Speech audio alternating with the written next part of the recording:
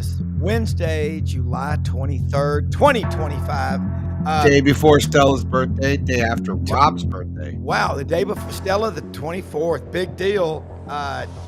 You got a teenager coming and a soccer star. It's going to be Soccer fun. star. Soccer has started. Soccer It is. Started. Oh, yeah. Just put that in perspective, folks. It Put that never in really perspective. stops. Soccer has started. We just finished soccer. I know. It seems Soccer perpetual. We got a great one today. We're going to go to Birmingham. Kevin Scarbinsky, award-winning writer, U.S. Basketball Hall of Fame writer, the only one ever from the state of Alabama, checks in with us.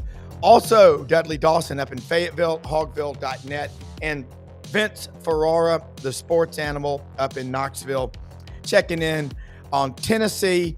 And again, we'll hit on all 16 SEC schools. Take a picture with your cellular phone of the QR code. Subscribe to our podcast network.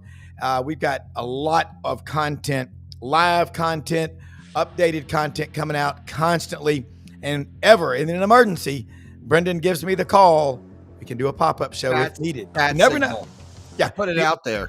Yeah, he does. Listen, there ain't anybody like him. And I'm going to tell you what, we got an hour to do it. The hour of power, Robert Schuler. Power. Did you get your coffee? Where's your pecan crack? Yeah. Southern pecan coffee from Shadrack's Coffee. This stuff is awesome. By the way, when do I get my bag full of gummies? Oh, they are. I had them. I took them to Atlanta for you. I know you had but I've got them. And they work. I'm going to tell you something. David Bartu up in the mountains of Oregon, 40 miles out of Portland, makes a product that works. These lights out gummies. I can sleep. Instead of tossing and turning, you're sleeping 8-9 hours.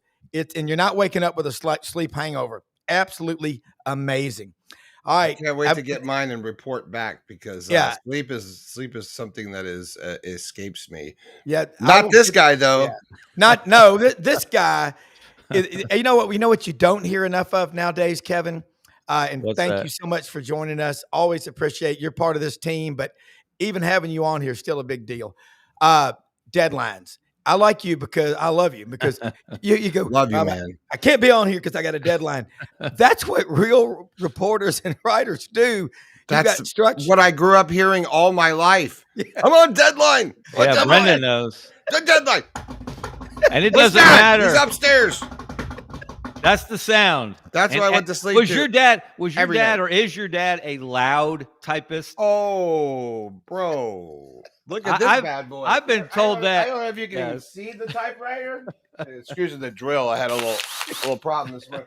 But there's a actual, I can't get it up. It's too damn heavy. But it's one of those, you can see it right there. It's one of those ink typewriters. So you got to press so hard, right? So yeah, he pounds keyboards. He destroys keyboards. Yes. It's like a Hades bomb had gone off on the keyboard when he's done. I'm with him on that. My family tells me you are the loudest writer I've ever encountered because I will bang away at the keyboard. Literally, it seems. Well, I had a typing teacher at Christian Brothers High School, Brother John Michael. He was 8 feet tall, about 400 pounds, wore that black robe with a white Lasallian collar.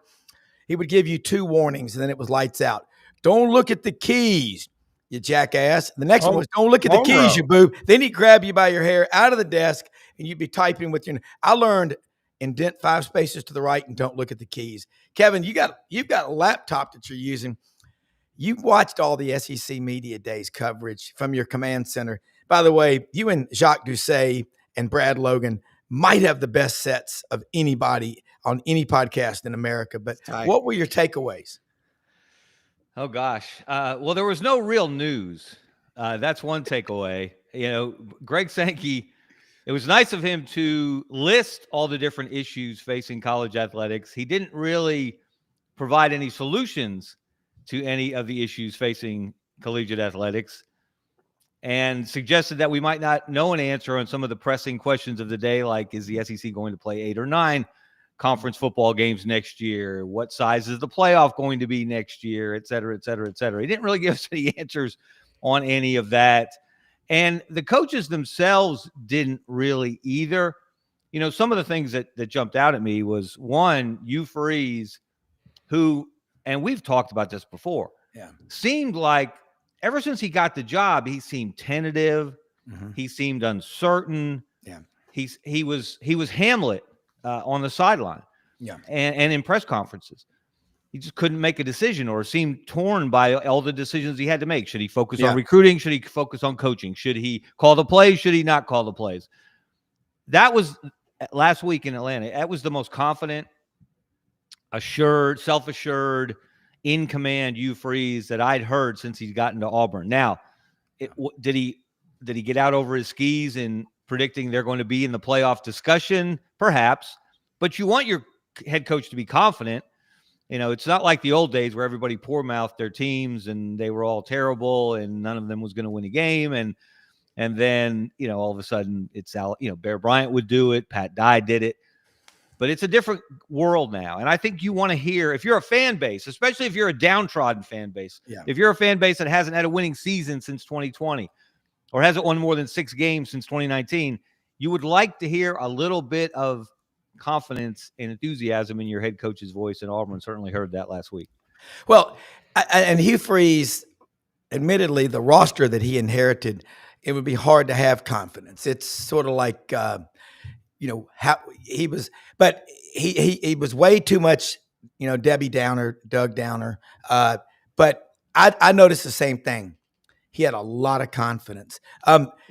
What's the latest? I don't know what's happening with Malcolm Simmons, but we know DJ Barber is no longer on the roster. We had Todd Pettiford have problems. It's been so long since you heard about 2 things: a player being academically ineligible and players getting in trouble off the field. Yeah. It's just used to be, every day the blotter.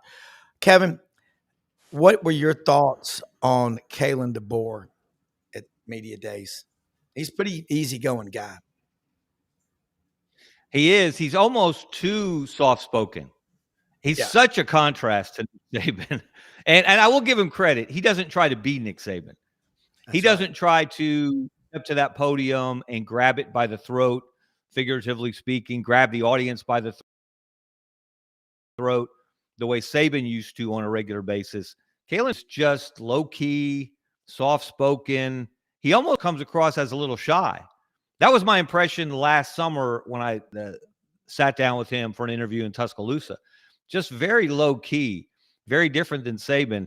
And I thought he missed an opportunity, though, and I think it was Connor O'Gara from Saturday Down South who asked him, did your year one at Alabama, live up to the Bama standard? And his first response was, in which way? No, that's a pretty easy question to answer. If you go 9-4 and you lose to Vanderbilt for the first time since 1984, and you lose to 3 non-conference opponents for the first time since Nick Saban's first year in 2007, they have that in common.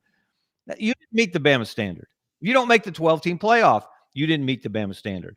So I thought it was he was a little weak on that question. And then he tried to explain himself, and he did admit, no, of course they didn't meet the Bama standard. But it took him about 150 words to express that feeling, and he got a little deep in the weeds in giving his answer. So, again, Kalen DeBoer is not going to wow you behind a podium. No. But that's not what they're paying him for. They're paying him to win football games and to win championships. And he seems to have the roster in place to be able to compete for that this year. Now we'll just see if they can get it done on the field. Yeah, I thought that, he's won more games than anybody at Alabama in their first year since Wallace Wade. I think that's the stat that goes back. Frank Thomas. Frank Thomas, 1931. Yeah, I knew it was 31. Yeah. I pulled up your graphic from your show, by the way. If you're not watching Scarbo Knows, then you don't know. We're on. Kevin's on once a week. Does a great podcast. Check it out. You can check out all this stuff on our podcast network, Sidelines.live, which is also our website. But Kevin, this is the Bama standard. This is what you were talking about, the word salad that he somehow choked out. I know you moved on, but you made this last week. That's the verbatim transcript of Kalen DeBoer's response to the question, did your year one live up to the Bama standard? And generally, you don't want to answer a question with a question, but that's what he did. As I mentioned, he said, in which way, to me personally. And then I think it was Connor O'Gara. I apologize if it wasn't, and then he restated the question, and Kalen DeBoer wandered into the weeds. He prepared that nice word salad, as you put it, Brendan. Talked about at the end. He did channel his inner Nick Saban near the end when he said, we're going to take advantage of the failures we had and be better because of it. Remember, that was one of Saban's catchphrases some years ago after losing, I think, a national championship game. The next year, he said, we don't want to waste a failure. Mm-hmm. Yeah. So he did echo a Nick Saban line there at the end of his rather lengthy answer to what was really, again, a simple question. If you had asked Nick Saban a question like that, he probably would have said, no, next question. Or he might have said, hell no, next question. Yeah, that's right.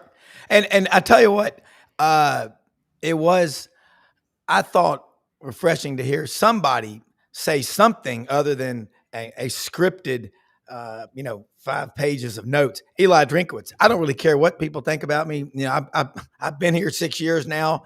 I'm worried about my wife, my 4 beautiful daughters, and the University of Missouri.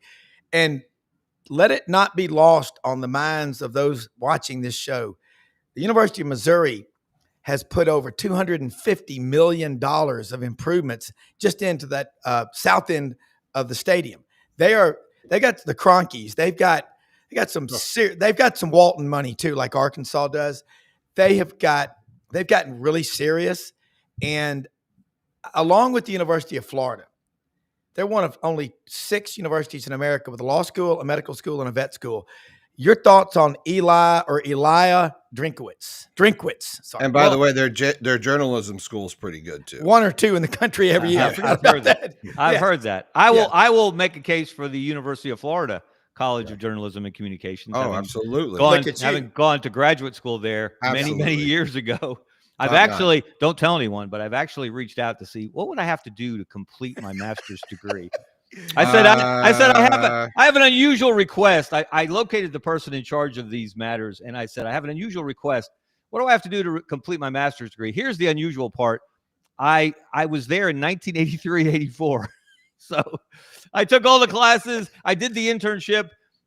Fortunately or unfortunately, depending on how you look at it, I got hired full-time by the Birmingham News after my internship, which was my whole goal in going to grad school in journalism at Florida. Yeah. So I didn't feel the need to do a thesis. So I'm anxious. I can't wait to see what their answer is, what I might have to do. And my sons are hoping I have to actually sit in a classroom. I told them we're all going to graduate together. We're going to walk across the stage together in Gainesville. I will be your videographer for that. But I think I don't want to put the cat out of the bag. Cool. I think my dad got his degree that way. So it is all doable. But you got some friends down here in Florida, so we'll talk off the air. Yes. If I have to go to the heavy hitters, I will. I'll call Daddy. I've got an army. I've got an army. I think that could help me in that matter. Yeah. When do I get to meet your sons? When do I get to go put them on the? Are they a budding young Kevin Scarbinsky's? Are they going to be Scarbo Nose 2 and 3? No. They're smart. They are pursuing their own interests in different fields. And maybe when we come down, maybe when we move them back down in August. Well, actually, my older son Kaiser's there taking a summer B class right now, and my younger son Cannon, congratulations to him. He finished his associate's degree at Santa Fe, and he got accepted to Florida in the aerospace engineering program. Oh, so he starts that's a in good August. Program. Yeah. Wow. So I'll be down there. Later in August, Brendan. We'll have to come by and come to the Ivy League of the South. That's right. We'll welcome you down here at Florida. Yes, my sons and my money go to Florida. There you go. Well, I'm telling you what it is. It's a commitment. It'll be 5 or 6 years of Scarbinsky's in Gainesville. I want to ask you about another coach that I did not get. Nothing Brian Kelly says. Rob. We got off on you. I didn't answer your question. You asked about Eli Drinkwitz. Yeah, sorry. And I had an interesting thought that just popped into my head, at least interesting to me. Should we start talking a little bit? Is Gus Malzahn developing a coaching tree? look at Rhett Lashley, what he's done. Yeah. Look at Eli, what he's done. They both, of course, worked for Gus at Auburn in different capacities.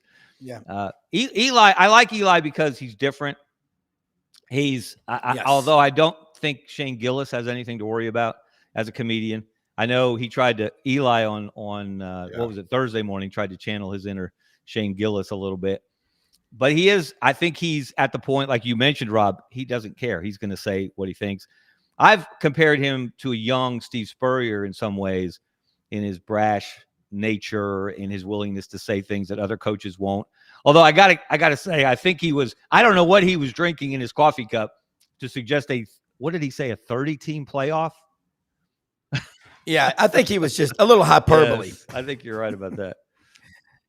All right, well, that's his bag, though, right? That's Shane Gillis's bag. Yes, he was on Saturday Night Live. You know his story. It's really funny because he played football. That's what I was saying. He has a football reference. And then he made it in college. I don't know for like he went to go to West Point. I think he ended up in West Point or something like that.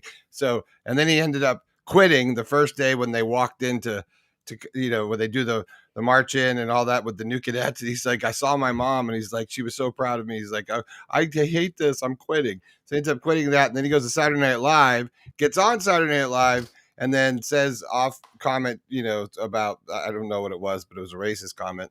And then he gets booted from Saturday Night Live. So that was how he started his career. So his whole bag has been, and now he's doing the ESPYs. So go figure. There's pop culture for you. But, Eli's not afraid to say what he thinks, but he was talking about a big playoff. It just creates more interest. Gary Stokan, I got to talk to him a lot there, CEO of the Chick-fil-A Peach Bowl and the Kickoff Classic. And he was talking about the money in TV. NFL TV revenues, $10 billion a year. After that is college, all combined, just over $5 billion. That's bigger than the NBA, the NHL, and MLB. He also talked about the lesser bowls. There's about 20 of them. He said, I would go in to these conferences and say, why don't you just, buy us and work something like that. But Gary Stokan is a really smart guy. And I'll tell you what I saw, remember Tuberville's administrative assistant that ran every minute of his life, Andy Lutz? Mm-hmm. He's on the staff up there with Eli. Oh, he is? I did not know that. I didn't know that either. Yeah, and Andy's from out in California. Andy is a scheduler and a planner. I'm impressed with Eli. And then I tell you another one, Shane Beamer. Wait, what's this? What can South? Okay, last year they were so close. Everybody says they were 9-3. Well, yeah, they could have been 11-1. They let LSU and Alabama get away from them, but there were games that they won that they easily could have lost. So your record is 9-3. And that's what it is. What's the upside? A lot of people like Lenora Sellers. I talked to him some. Let's just say, Kevin, when you would go out to Fort Benning and put a microphone in front of a platoon leader, if you weren't careful and asked him a question, you'd get a yes sir, no sir. You got to ask 3-part questions. Lenoris is a man of few words, a native of Florence, South Carolina.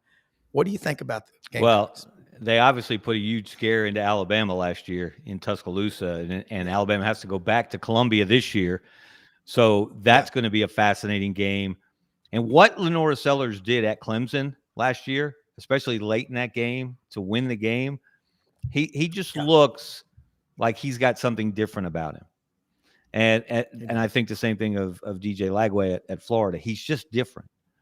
And they've got to be more consistent. They've got to make the easy plays look easy, not just the hard plays look easy. Sometimes guys who are just blessed with so much talent, people said this about Jalen Milroe. He made the hard plays look easy and he made the easy plays look hard. And that was often the case. And that was a pretty good description. So Lenora Sellers, if he turns out to be as good as people think he can be, if his ceiling is as high as people believe it is, and he can reach it, or at least come close to it on a consistent basis, we'll see. South Carolina's been, except for that period of 3 straight 11-win seasons under Spurrier, they've been like it's like Groundhog Day, but it doesn't come every year. It comes every 5 years, 8 years. They pop their head up. They have a great season. and then they retreat into obscurity and anonymity. Can Shane Beamer be consistently good there? Can they be a contender in the SEC on a regular basis? It's harder than ever. It's harder than ever because you got 16 teams now. So we'll see. They're a team I really want to see if they can back up last year or if they fade. Yeah, Doug Dean just texted this to me, and he had lunch at his Monday meeting there in Birmingham. And I had lunch, by the way, Kevin, at one of my new favorite restaurants at Ted's down there in downtown Birmingham. Have you ever been to Ted's? It's a Greek meat and three with Tassos. Man, that guy should do stand up. Aerospace engineer, Alabama grad from Greece. That guy's awesome. But Doug is telling us Chiswick's son is a GA on Drinkwitz's staff. That's impressive because his son played football at Furman. Then he has twin daughters. But I think and Dudley, I see Dudley in here. There's some kind of noise. I don't know what that is coming in. I think Dudley, it's your background noise. I don't know if you've got your mic up real loud. Yeah, you could check that. But Kevin, I was impressed, and I know you got to get rolling. I mean, but I was really impressed with Shane Beamer. I like it. And also, before you go, your take on we're a little bit behind. So your take on Brent Venables, what he said about his two quarterbacks last year.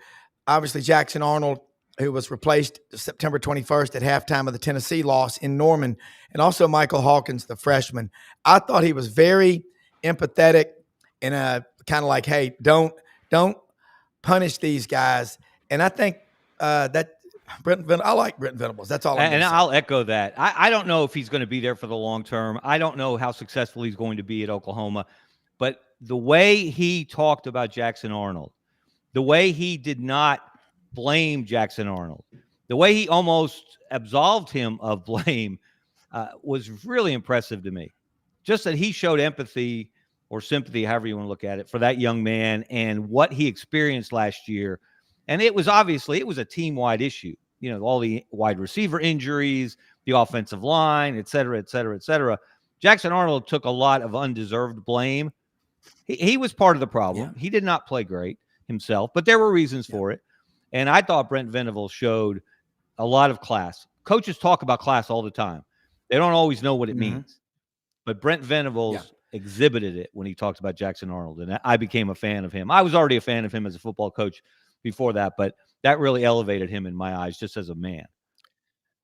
Yeah, and I know what Tommy Tuberville thought and still thinks about Brent Venables. Loves him. Has always thought he was an elite coach. But he's also – I was on KREF radio in Oak City, Norman yesterday with Chris Plank on Plank Show as a guest before my morning show yesterday. And we were talking Auburn, SEC. Brent Venables' story, if you don't know it, read about it. The guy has overcome so much, and he's actually, whether he makes it or not at Oklahoma, I don't know. He's a good person, and he will always land on his feet. Kevin, again, one other coach that you got to wonder about, Brian Kelly. I just want your thoughts. I'm not sold on Brian Kelly. He's been there, a while. This is year 4, and they can't get rid of him because they'll go Jimbo. They'll have to pay $60 million plus in a buyout. But if he wins 9 games again and doesn't make the playoff, that's telling me that's what Brian Kelly is, even with all the resources LSU has. Agree or disagree? Well, the bar was set at LSU, not just by Nick Saban, but for Les Miles to come along and win a national championship in his, third year? Ed Orgeron in his third year. And Saban did it in his 4th year. So your last 3 coaches have won a natty within 4 years, and you're in year 4. Yeah, the expectations are going to be high, especially because they have a talented roster. They have a returning quarterback, a proven quarterback, which most schools that are predicted to be in the mix in the SEC don't have. So they should have an advantage there. But if you couldn't take advantage of Jaden Daniels and the season that he had, the Heisman season that he had, because your defense just wasn't close to up to par. I don't know. I've got my doubts. I think Brian Kelly may be a 9-3 coach. That's not bad. A lot of schools would love to go 9-3 on a regular basis. I think Auburn would take that. How quickly would Auburn jump at that if they could redo some things? Yeah. But that's not going to satisfy LSU folks for very long. So we'll see how that turns out. Listen, I'll tell you what. Imagine the howling. We've talked about a lot about the Auburn-Baylor game, how important that is for Auburn to gain confidence early. Yes. What if LSU loses again in the opener, which is very possible since they're going to Clemson, the other Death Valley? Wow. Can you imagine the wailing and gnashing of teeth across the state of Louisiana if the Tigers drop that one? Yeah. If I'm not in Waco, my mom said I can go to Clemson for that game. So I just have to be in before midnight. I mean, that will be and I also want to slip down because, we have a daughter in Atlanta. So it's an excuse. Clemson, Georgia Tech, September 13th. There's so many good games, SEC and around us. Tell Kurt Signetti. Someone email Kurt Signetti the SEC schedule for the first weekend alone. Yeah. Well, 15 of the top 16 toughest schedules in America strength of schedules this year belong to SEC schools. Can anyone, for a 6-pack of crystals with cheese or without, tell me the one school that was not in the top 16 that's an SEC school? Mississippi State. Anyone? Vanderbilt. No. Missouri. Oh, they're 20th. Yeah. It's not like they're like but 75th. They're non-conference. Their non-conference is weak, as is Ole Miss. Well, is it weaker? And Penn State. Penn State. Well, again, pathetic. We could go through the Big Ten and do the same thing. But no disrespect to the home state, Kevin. No, James Franklin's not challenging himself. He's not challenging the Nittany Lions with that schedule. And Kurt Signetti is really scraping the bottom of the barrel in terms of a non-conference schedule. And that was, I mean, what is he thinking? You were lucky to do what you did in some ways. I mean, all credit that they turned Indiana around as quickly as he did in his first year, and they had a nice season. They didn't beat anyone of note, of any caliber, and then they got handled in the playoff fairly well by Notre Dame. So I don't know. I don't know what he's doing. I mean, the man was at Alabama for 4 years. And you know who Alabama played in the non-conference when Kurt Signetti was there from 2007 to 2010 with Nick Saban? They played Florida State in Jacksonville. They played Clemson in Atlanta. They played Virginia Tech in Atlanta, and they started a home-and-home with Penn State. So he knows what SEC schedules can be. Not all of them are created equal, obviously, but again, look at Florida's schedule. Don't talk to me. If you're the Indiana coach, don't talk about SEC scheduling when you got Florida out here playing every major school in the state of Florida this year. Yeah, well, I agree, and Dudley's back in. I'll slide him in before you go. But I just wanted to say that, and we'll talk about it later. But like, everyone's got to understand. I've lived through, a drought, a decade. You win a natty, and then all of a sudden you have a series of coaches.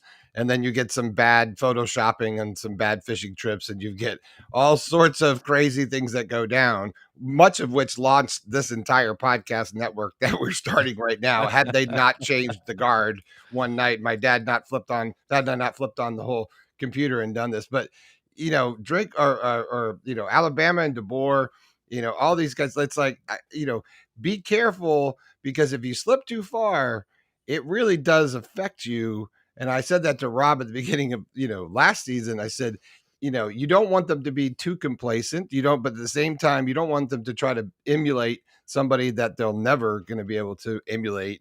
And they want to tread their own path, but then at the same time, still follow the SEC and all the culture and things that's been created and everything else. Well, that was created by Saban. So it's like, how do you walk that line? I'm nervous sort of for DeBoer in some aspect, because I think it could slip quickly this season if it were to go south, because I've seen that sort of stuff happen. Yeah, and we know, guys. It's much easier to slip down that ladder than it is to climb back up it. Yeah, Kevin, watch Kevin Scarbinsky on this channel. Scarbo knows, structured, great graphics. He's got an incredible producer. This guy over here to the left, Brendan Martin of Ocala, Marion County. I'm not Kevin. real. Yeah, he's not real, but Kevin, I mean, I love your takeaways, and see you this afternoon at 4 o'clock. Hopefully you can join us. We're going to have Coach Larry Fedora on the AU Undercover Show on this channel. So in the corners of Alabama, above Birmingham, soon to eat at Ted's Restaurant, it's I'll Kevin be there. Scarbinsky. I'll be there And if by I the way, can meet my column deadline. I'm on deadline. And are the Amish Penn State fans or Pitt fans? Last question. Penn State. Penn State. Come on. That's not even a question. Not even close. Bye, Kev. Thanks, guys. All right. Take care, Kevin. Dudley Dawson back here with it. We were running a few minutes late this morning. My cat was eating on the cable, Matthew. And are you there, Dudley? Okay. I think he's frozen. Okay. There he is. Oh, I love the background. Now, I'm going to guess you're at Lake Hamilton. That is gorgeous right there. Dudley. Are you there? Dudley? I was over there. I was over there. For some reason I'm frozen. You're frozen. Yeah. You look nice, but He's you're frozen. frozen. We're in a hotel in Little Rock. Came down here. To Well, visit that's all right. one of our kids. We can take your frozen face for now. Yeah. Yeah, That we can works- take that you works frozen. out good. Yeah. Kevin, I'm gonna tell you, one of the nicest guys who's you know him from Arkansas, Kevin Oh, yeah. Trainer. What a class act. They is one of the nicest people. I mean, I see Arkansas through people like you, Tommy Christianberry, Jim and Pat McClellan. But what a first class guy. And he's the one who puts the questions, like I said, you're like the guy at the Italian restaurant holding up 2 fingers or 4 fingers or 6, pointing for you getting a table. And I get to ask a lot of questions. And I just want to say, I think Kevin Trainer is a first class guy in all respects. And I wish you'd have been there. We'd have had fun. But what were your takeaways from media days? What did Sam Pittman say that maybe you haven't seen? I know you're at practice every day. So Well, first of all, Kevin Trainer, been one of my closest friends for a long time. We were in school at the same time, and then he went to the, got involved in the administration. And certainly there's been a lot of acrimony with the decision to make him one of the budget cuts. And he has landed okay now with the Alumni Association, but you find out how much people believe in you, how much your worth is when something bad happens to you, and people were coming after those who made the decision to let Kevin go. And let's be honest, he's a great dude, but my man knows where all the bodies are buried. They better take care of him. Well, I'm just going to tell you. Brendan, he's just one of the most affable, personable, genuine people. And he's there at media days dealing with 1,200 plus media people. And you just always pull for people like that in life. Kevin, I got to talk to Taylon Green again. I said, what's it like being a second-year quarterback for Robert Petrino? And I liked his answers. He just said, "Oh, definitely." He said, "You drill, drill, drill. Repetition is the mother of all skill." Yeah, I think he was. Into this last season, he was a talented athlete who was learning the quarterback position. Had Aston Genty as his running back, before he came here, so that was easy to lean on. He's been a guy who's been very diligent in his work ethic. You've got to be that if you're going to be a quarterback for an offensive coordinator like Bobby Petrino or a head coach, whatever role he's in. And he has took that to task. He knows that the most important thing for him this year is the risk reward thing. Last year, made some great plays, made some great throws, but also made some horrible ones that resulted in points off of turnovers, or at least points allowed on easy drives. It seemed like when he threw an interception, it was either returned near the goal line or it was deep in the territory. There wasn't too many in his own end zone or anything like that. And you don't want that either, but you have to give him a lot of credit for realizing what his weaknesses were, what he can continue to be a strength, and also to give him the opportunity to just mind meld with Bobby Petrino, because I've said a few things about him off the field after that thing happened, but the dude is a genius on the field. He is. I mean, he is absolutely one of the greatest offensive minds ever. His dad was a 29-year coach, NAIA Hall of Famer out in Montana, and he was in the NFL with the Jags, if you call them NFL. In 2002, when Gene Chizik came up as defensive coordinator from UCF, and they brought in Bobby Petrino as offensive coordinator to replace Noel Mazzoni. John Lovett was replaced as defensive coordinator. And the 1 year he was at Auburn, he made a powerful impact. Let's talk about just the overall temperature in that locker room with Talon Green in year 2.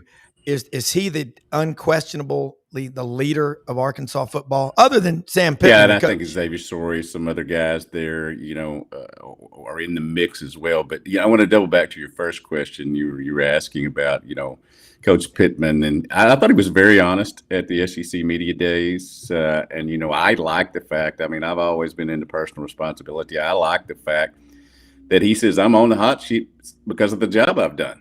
It's got to get better. I mean, I listen to y'all sit here talking about 9-3. That's not going to work for LSU. Well, Arkansas would kill for 9-3 right now.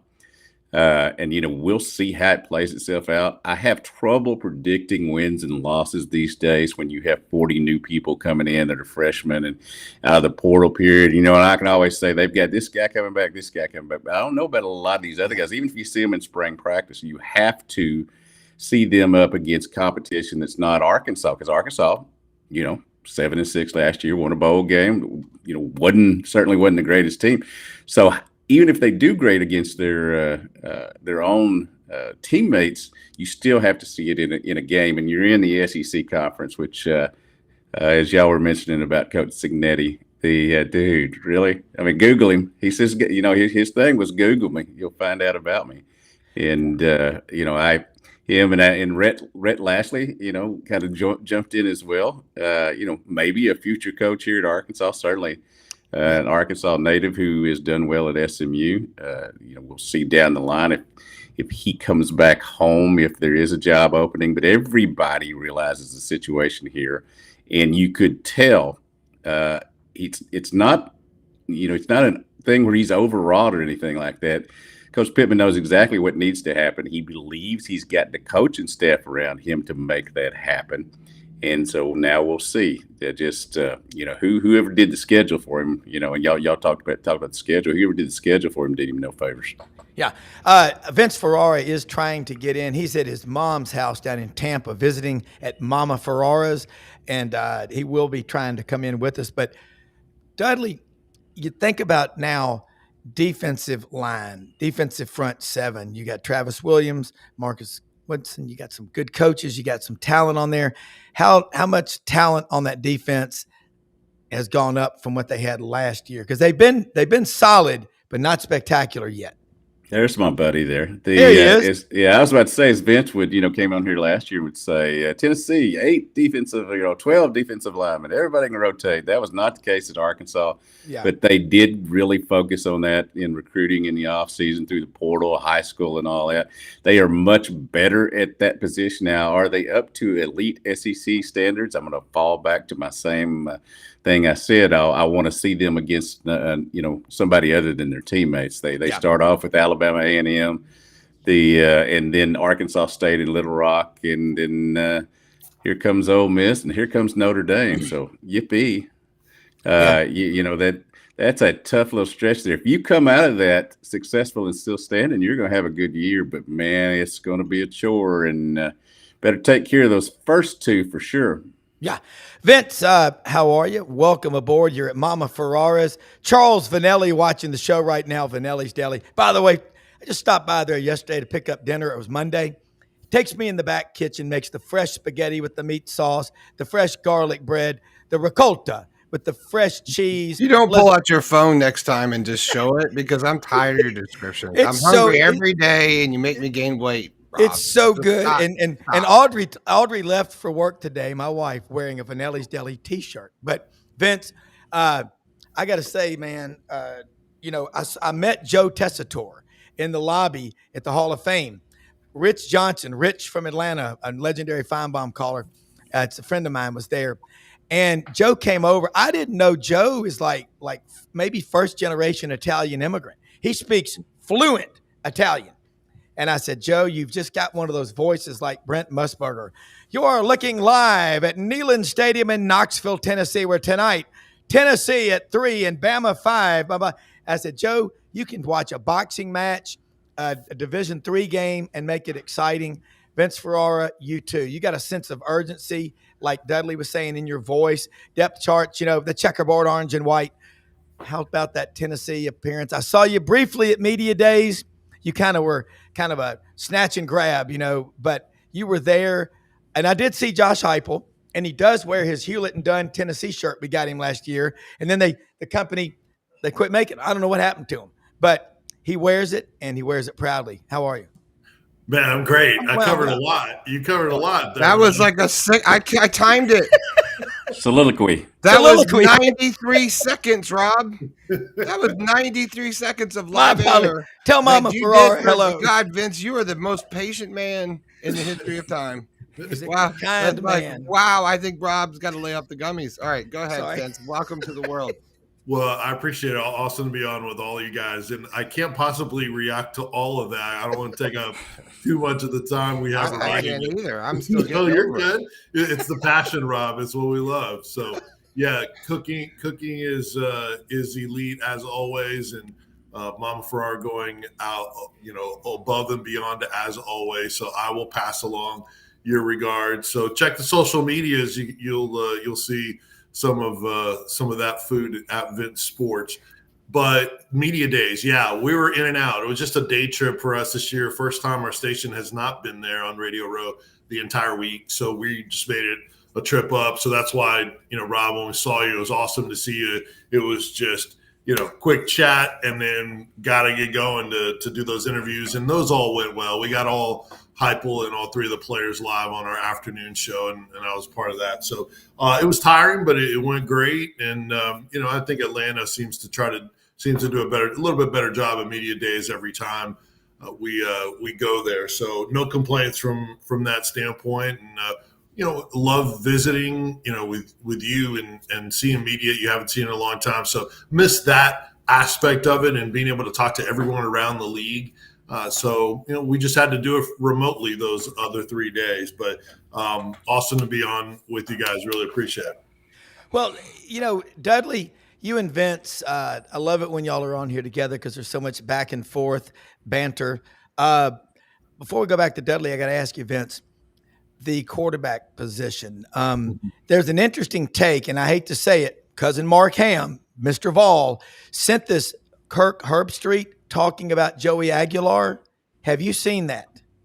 Well, I saw his reaction basically to the Nico exit situation, and it's kind of you had heard those things, but how factual they are, I don't know. So he was going about what he had heard, that they were leveraging UT for better players around him, those kind of things. I'd heard that, but you also hear that it was about the money. So how do you divide that pie? Maybe there was some truth to it, but it wasn't quite what it was phrased to be. Okay. So Kirk Herbstreit was kind of taking in the position in that podcast that this is what I heard. I don't know exactly what happened, and then reacting to it. And he said if that's the case where he's demanding players, he just said, that's disgusting. So it wouldn't surprise you if that kind of stuff was happening. We see it in a lot of levels where parents want to be so involved and say, if you want us to be here, or you better play my son, all those kind of things. Those happen on the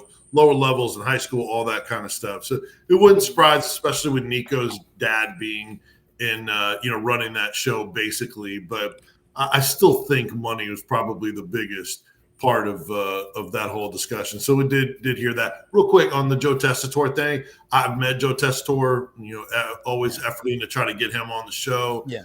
He is one of the announcers for WWE. Yeah. So I love WWE. I think it's amazing. He is probably the person outside of wrestling that has entered that world and been as natural and as great at it as anyone. They've tried to bring in sports broadcasters, established sports broadcasters in that world, and it doesn't always work. He's made it work, and even does it during football season. So, so much respect for Joe Tess in all the broadcasting he does. Yeah, a couple of things before we jump out here. The number one, I agree with you on Tessitore. I'm a big WWE fan as well. That does not delight my beautiful wife Petra.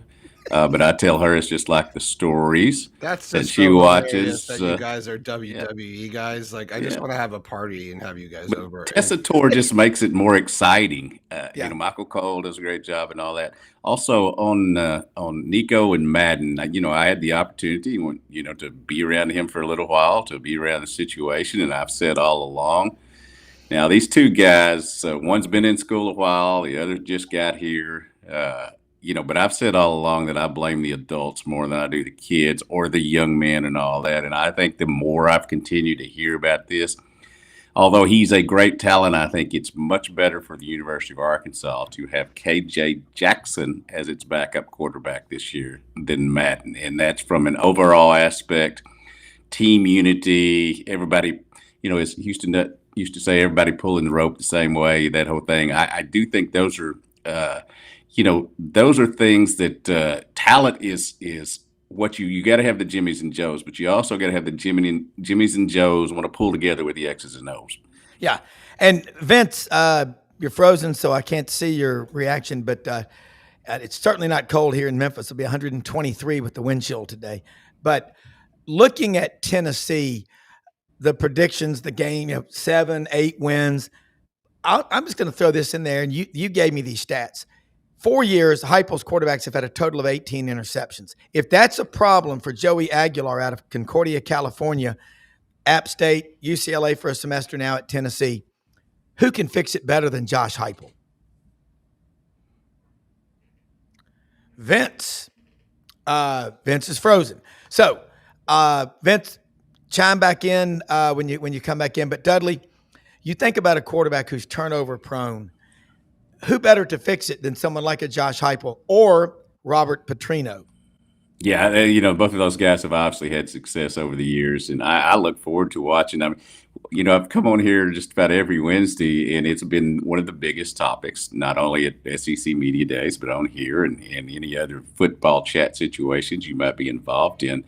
Because of the external stuff that went on with the transfers and the day-long walkout, and then one weekend he's gone. I think it's one of the more entertaining storylines. And poor Joey Aguilar is going to have more pressure on him than certainly he did last year. And, all apologies to Kurt Signetti aside, but this is the big league here. And we'll see how he is able to handle the pressure and handle being the guy that follows the guy that left for more money. I'm anxious to see how it plays out. I am too. Hey, I want to just say turtle boxes. You get them at Hewlett and Dunn. Yesterday, I found on YouTube Sturgill Simpson tribute at the Kennedy Center back in December of this past year to the Grateful Dead. Sturgill Simpson plays Ripple, one of their best songs. And on this little turtle box called the Ranger, it's got magnets on here. It'll attach to anything, okay? It sounds spectacular. Get them at hewlettanddunn.com.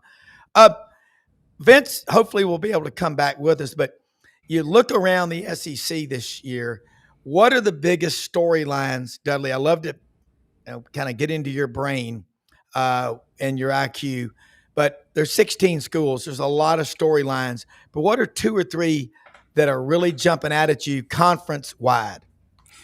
I do like the debate on whether the SEC has a dominant team or has a lot of just really good teams. We'll find that out as it goes along. We always look and think Georgia and Alabama and are going to be those. I know a lot of people are excited about Florida and DJ Lagway and what they did as far as turning things around. I mean, they had a foot out the door. Steph had a foot out the door last year, then turned it around. And, I think there's a lot of excitement about that. But I think one of the bigger things that I'm going to take a look at, and it's a continuous thing that I talk about on here. Arkansas is continually having to make up for a late start in the NIL in all that situation. There's a lot of legalese going on. They hadn't had a Perry Mason or a Matlock about it yet. So I don't get the full, diverse thing of the athletes getting money and, it causing administrative cuts. It certainly has here at Arkansas. There's a lot of acrimony right now with Hunter Yurachek, who I think has done a really good job for the most part. They hadn't agreed with every decision he's made, and that wouldn't be, I rarely would do that because, I at least think about things a little bit. And there are ways to do things. Sometimes the perception becomes reality, and sometimes you don't really get into a situation where we know everything. But I think the whole Kevin Trainer thing, the administration cuts, all that working into is something here at Arkansas off the field they have to get over and get past to be competitive. Yeah. Vince, you're back. I was just asking Dudley, 2 or 3 storylines conference-wide across the 16 teams maybe we're not talking about that have grabbed your attention. Well, I mean, there's so many, intriguing quarterback battles, either battles or fits that you have to see how they work. I mean, Jackson Arnold at Auburn is one of them. That's fascinating. I thought Jackson Arnold was yanked too early at Oklahoma. I thought he got the short end of the stick. We heard Brent Venables say that a lot of it was not his fault, and he was never frustrated with them. It was interesting. He was yanked in the Tennessee game last year. And so I think he could be the best quarterback that Hugh Freeze has had at Auburn. I know that's not a high bar, but No. They need him. Yeah, they need him to be. So that's one of them. Obviously, Alabama and Ty Simpson, that's another one. They have to have that. That's a position that can't just be a game manager, I don't think, for Alabama to get back to their ways of competing for a national championship. Sure, they could be 9-3, maybe even 10-2, and not get all the way to the championship if they have a quarterback just to kind of manage things, because they do have still a really good roster. But is he going to be good enough? Interesting. He was in the same class as Nico Yamaliava, and Tennessee was recruiting him and Nico, and then kind of moved over towards Nico. And then Simpson moved his commitment on as well. So that's another. He's a state of Tennessee kid. And then that people aren't talking about. Well, I guess maybe what's the rest of South Carolina's roster look like around Lenore Sellers? Yep. They're a fascinating team because he is one of the best quarterbacks in college football. How does he handle all the attention and that he's going to get from defenses and the hype that he's getting? I think he'll be fine from that standpoint, but does he have enough help around him now that people will have a scout on him? So that's another one to give you 3, but there's so many. SEC Media Days, as you guys know, just gets you fired up on so many different aspects, and you look at the schedules and how seasons can go. So there's a lot more of them. Those are just a couple off the top of my head outside of Tennessee. All right, Dudley, do you think we're closer to a 9-game SEC schedule, or no, we don't need to go to 9 because we already play 8 way tougher than any other conference? Every time I think they're getting closer to it, somebody, whether it be Commissioner Sankey or somebody else, says something, and then they come up with the new number thing, 831. It's amazing the different variations of this thing. I know everything has to evolve, but they need to get something set on it. And I know that the Big Ten and the SEC drive the boat, but everybody either needs to realize that, or there's going to be a different type of college football combination of teams down the line. Dudley, don't you think the fact that Greg Sankey has been more open in saying he was last week that he's for 9 games, that if he wants it, it's eventually going to happen? It seems like that's what he wants to do, but he wants to get what he wants in order to do that. Like, doesn't it seem like it's going that direction? Yeah, absolutely. And we know that in the end, what the SEC and Big Ten will probably, end up being the thing, because they're the money conferences. They drive the TV ratings and all that. They're not going to end up on the CW, things like that. So, you can tell that it's inching down the field, but it's sort of like the whole NIL lawsuit type thing that, it's going to be here tomorrow. Nope. Next week. Next month. It'll happen before next season. Yeah, and we just got a couple of minutes. I think we're on the other side of this stuff. I think we're starting to come through it, and I think we're going to go to contracts. And I think the money's not the problem; it's the transfer portal. That's what's driving everybody BSC, and y'all know what I'm talking about. One period. It only needs to be one period. Yeah, you get one hall pass, okay? And we're supposed to be educating these kids, so let's treat them like professionals and put those contracts with teeth in there. All right, Vince. What are y'all going to talk about on your show tomorrow? What are you talking about? How do they follow you? Well, I'll leave that up to John and whoever his co-hosts are, because I'm in Tampa with Mom's Cooking and 105-degree heat index and all that kind of fun stuff right now with family. So I'm sure it'll be more reaction to media days. We got a ton of content from Tennessee, including Josh Heupel coming on with us live, and he actually said that he doesn't really take stances on those national issues. He usually skates past them. I asked him about, hey, some coaches were outspoken in Destin about having only one portal.